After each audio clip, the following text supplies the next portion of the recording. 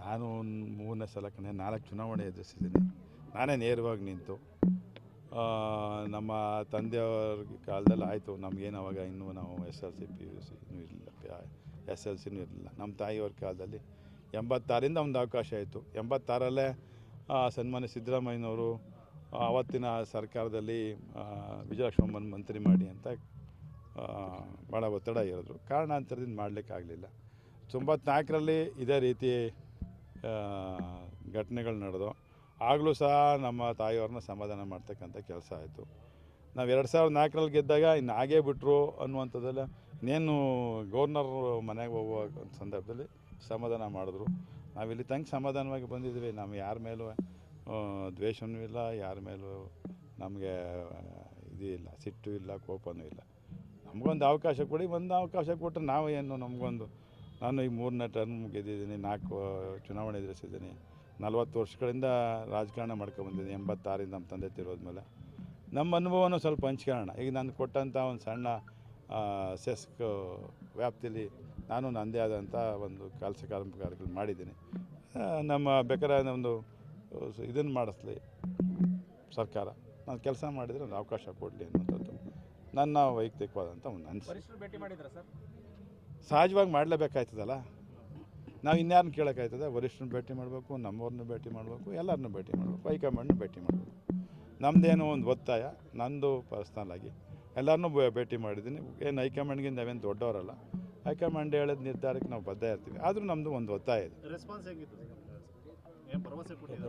ಭರವಸೆ ಯಾರು ಕೊಡೋಕ್ಕಾಯ್ತದೆಯಾ? ಎಲ್ಲರಿಗೂ ಕೊಡೋಕ್ಕಾಯ್ತದ?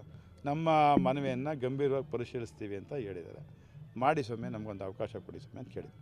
ಮೊದಲನೇ ಪಟ್ಟಿಲೇ ಮಂಡ್ಯದಲ್ಲಿ ಯಾರಿಗೂ ಇಲ್ಲ ಸರ್? ಇಲ್ಲ, ಆ ಥರದ್ದು ಏನು ನಮಗೆ ಒಕ್ಕಲಿಗರಿಗೇನು ಸನ್ಮಾನ್ಯ ಮುಖ್ಯಮಂತ್ರಿಗಳೇ ನಮ್ಮ ಒಕ್ಕಲಿಗರಾಗಿದ್ದರಿಂದ ನಾವು ಇನ್ನೂ ಜಾತಿ ಅಂತ ಹೋಗೋದು ಬೇಡ ಅಂತ ನನ್ನ ವೈಯಕ್ತಿಕವಾದಂಥ ಮನವಿ. ಸಂಘಟನೆ ಇದು ಪಕ್ಷಕ್ಕೆ ಯಾರು ವ್ಯವಸ್ಥಿತವಾಗಿ ಕೆಲಸ ಮಾಡಿದ್ದಾರೆ ಅವ್ರಿಗೊಂದು ಯಾವುದೇ ಜಾತಿ ಆದ್ರೇನು, ಇವಾಗ ಕುರುಬರು ಅಂತ ಹೇಳಿದ ಕೆಲಸ ನೆಗ್ಲೆಕ್ಟ್ ಮಾಡಿದ್ರೆ, ಈಗ ಮಲ್ಲಿಕಾರ್ಜುನ್ ಖರ್ಗೆ ಅವರು ರಿಜನರು ಪರಿಷತ್ ಜಾತಿಯವ್ರನ್ನ ನೆಗ್ಲೆಕ್ಟ್ ಮಾಡಿದ್ದಾರೆ.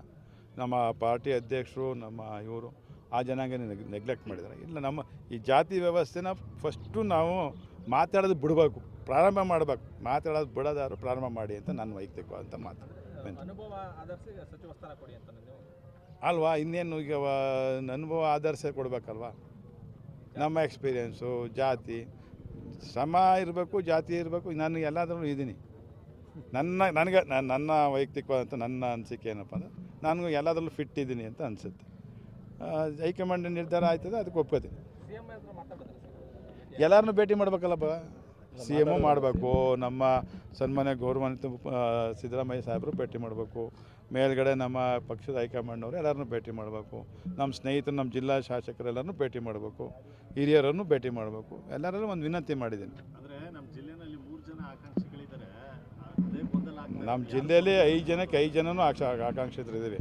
ಯಾರು ಏನು ಕಡಿಮೆ ಇಲ್ಲ ಅಂತಲ್ಲ. ಅವರು ಈಗ ತಾನೇ ಗೆದ್ದವ್ರೆ ಅಂತೇಳಿ ಅವರು ಹೊಸಬ್ರು ಅಂತ ನಾವು ಏನೋ ಅದನ್ನು ಯಾರು ಕೊಡೋದು ಯಾರು ಬಿಡೋದು ಯಾವ ಗೊಂದಲನೂ ಇಲ್ಲ, ಏನೂ ಇಲ್ಲ. ಇನ್ನೇನು ಇನ್ನೊಂದು ತಿಂಗಳು ಕಾದು ನೋಡಿದ್ರೆ ಬರ್ತದೆ ಎಲ್ಲ ರಿಸಲ್ಟ್. ಓಕೆ. ನಾನು ದೆಹಲಿಗೆ ಹೋಗಿಲ್ಲ ಅಣ್ಣ.